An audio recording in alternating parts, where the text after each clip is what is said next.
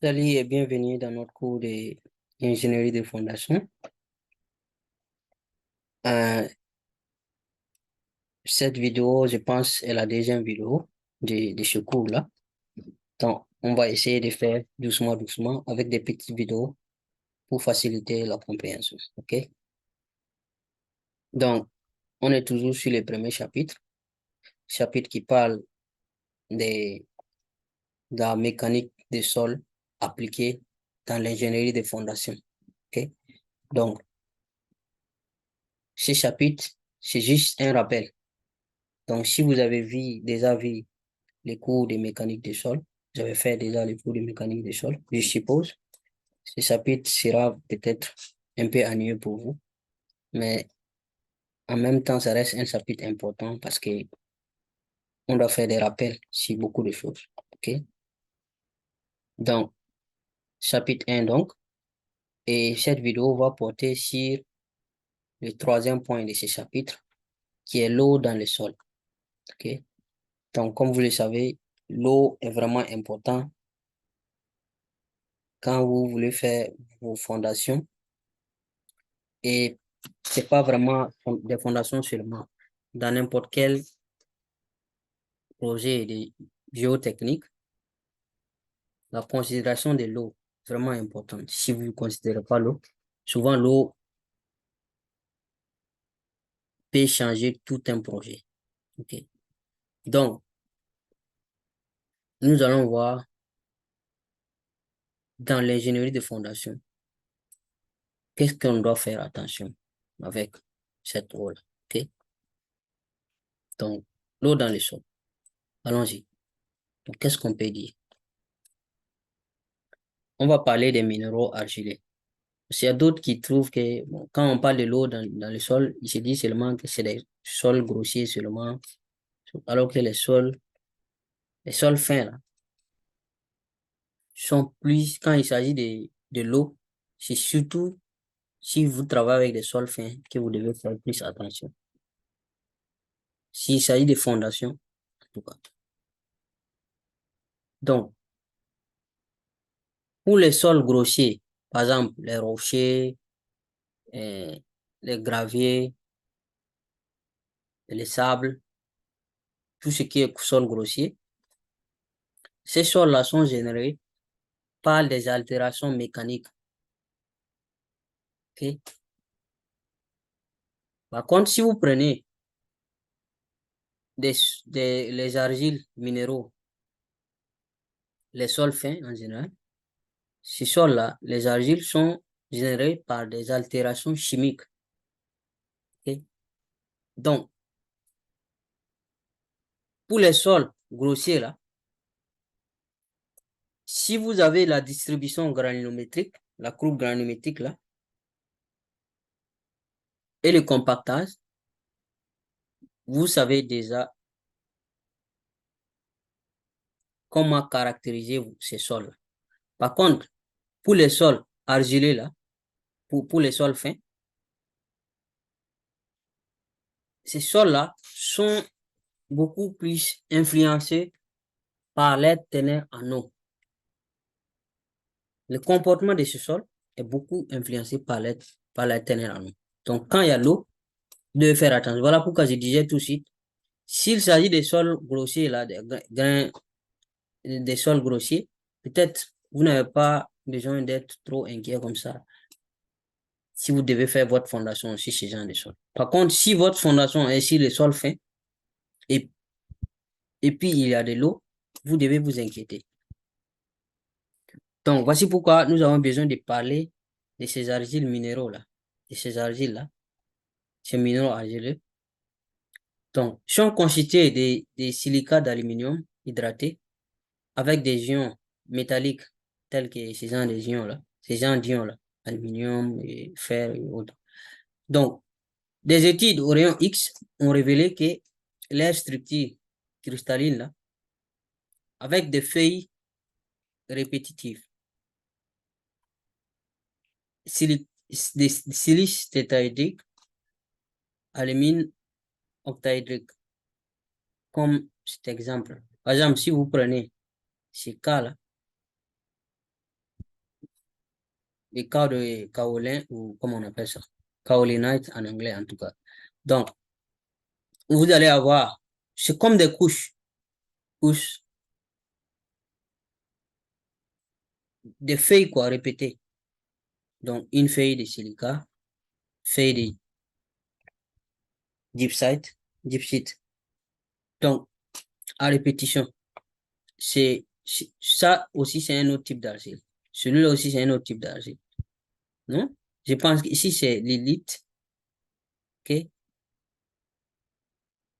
Et celui-là, même en anglais, je n'arrive pas à le prononcer aussi. Montmorillonite, quelque chose comme ça. Bon, anyway, c'est un type d'argile. Donc, il y a plusieurs types d'argile.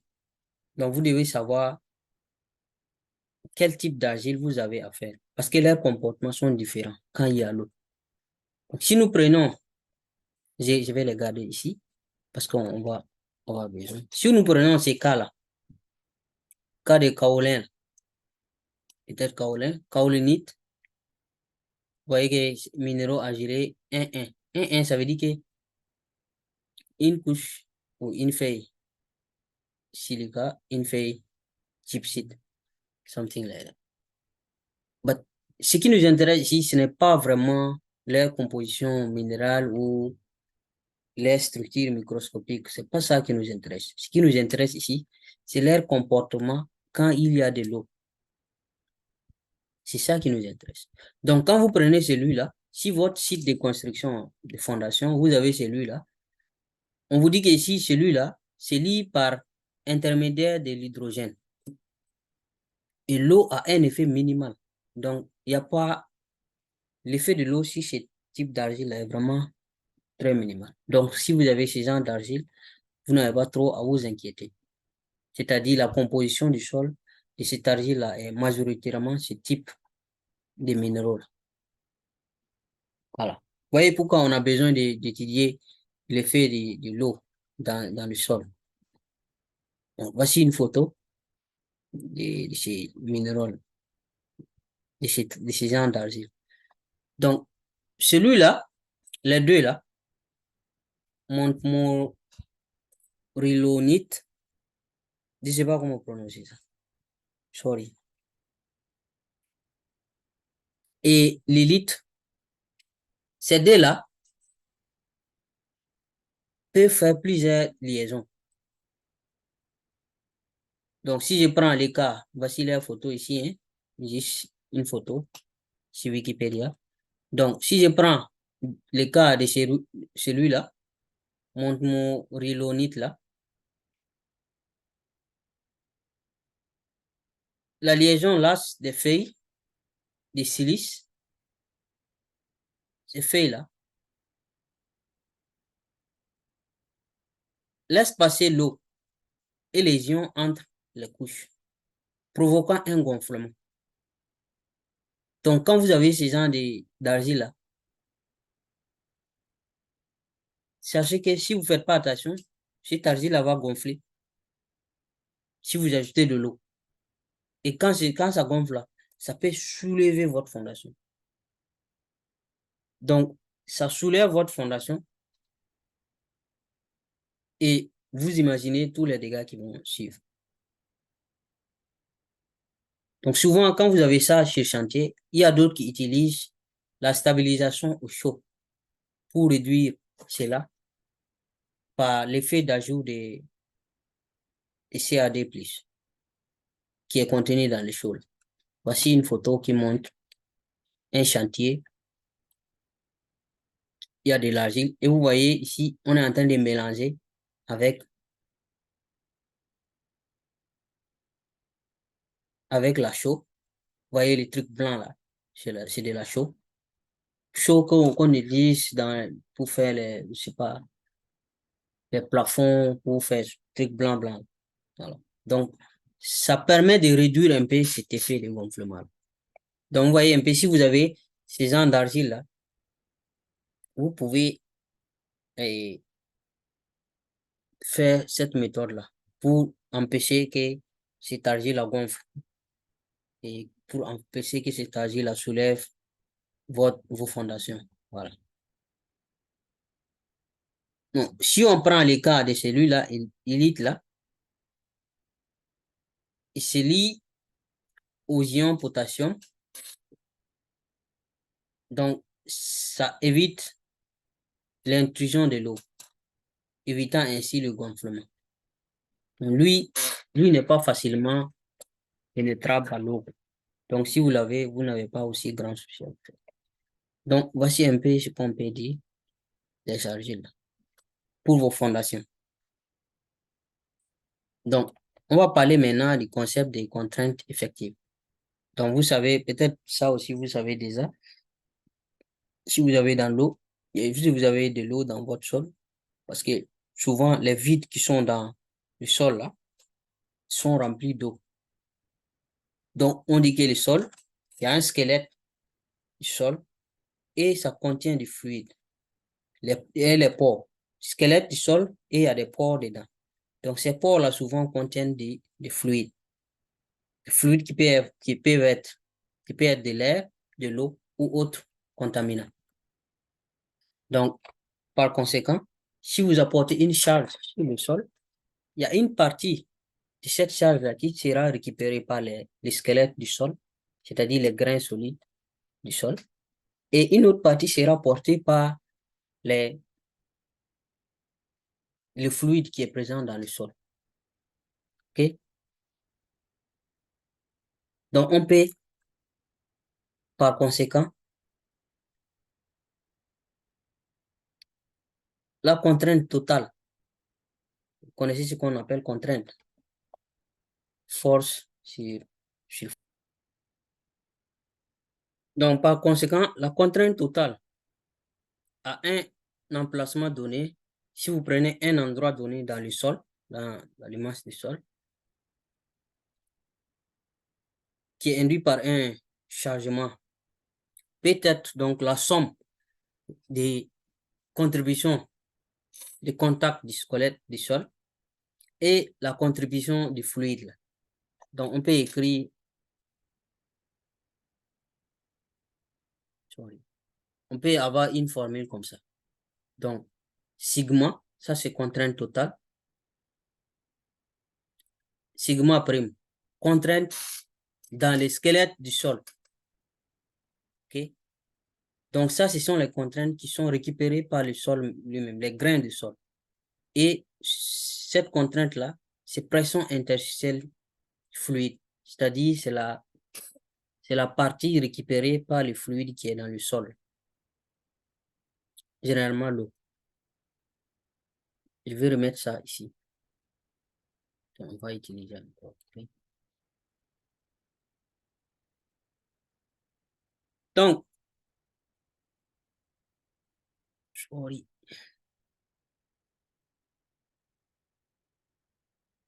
Petit pitié. Donc, ici, la contrainte dans le squelette du sol, là, ou la contrainte intergranulaire, là, est également connue sous le nom de contrainte effective. Donc, cette contrainte-là, sigma prime.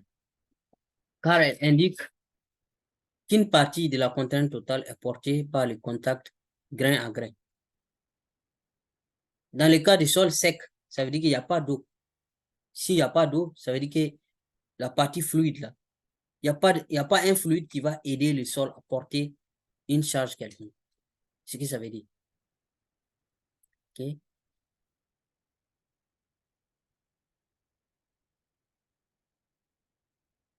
Dans ce cas, qu'est-ce qu'on aura? S'il n'y a pas d'eau, on aura que la contrainte totale est égale à la contrainte effective. Ce sera la même chose. Par contre, si on a un sol complètement saturé, OK? Ça veut dire que les pores qui sont dans le sol là sont remplis d'eau. Dans ce cas, on aura contrainte effective égale à contrainte totale moins contrainte moins la pression interstitielle qui est là. Ça, c'est pression interstitielle. Pression de l'eau. OK? Si nous prenons maintenant comme poids unitaire gamma du sol et gamma de l'eau, on peut réécrire cette formule-là de cette façon. Donc, contrainte effective, mais cette fois-ci, il faut préciser verticale. De toute façon, ça, c'est pour des mécaniques de sol. C'est juste un rappel. Si vous vous intéressez vraiment aux détails de ça, allez-y dans le cours de mécanique du sol. Voilà. Donc, ça, c'est juste un rappel. Donc, gamma Z moins gamma W dW. Donc, les Z, là, c'est la profondeur et à partir de la surface du terrain naturel et le point où on veut estimer contrainte effective verticale. Donc, dW, la profondeur de l'emplacement à partir de la nappe phréatique. Et celui-là, c'est le poids de l'eau. Donc, voici un peu un schéma qui explique le truc. Donc, vous avez ici le niveau de l'eau. Vous avez ici la surface du terrain naturel. OK?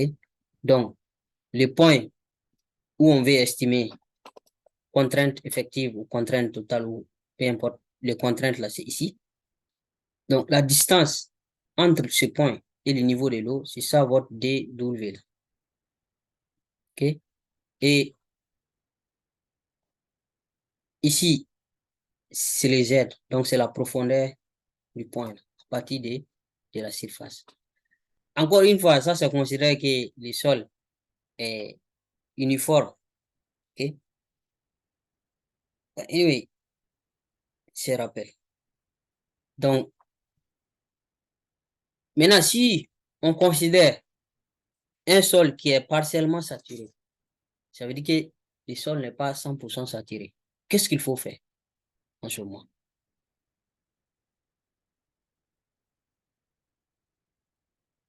OK? Qu'est-ce qu'il faut faire? En ce moment, la contrainte effective, là,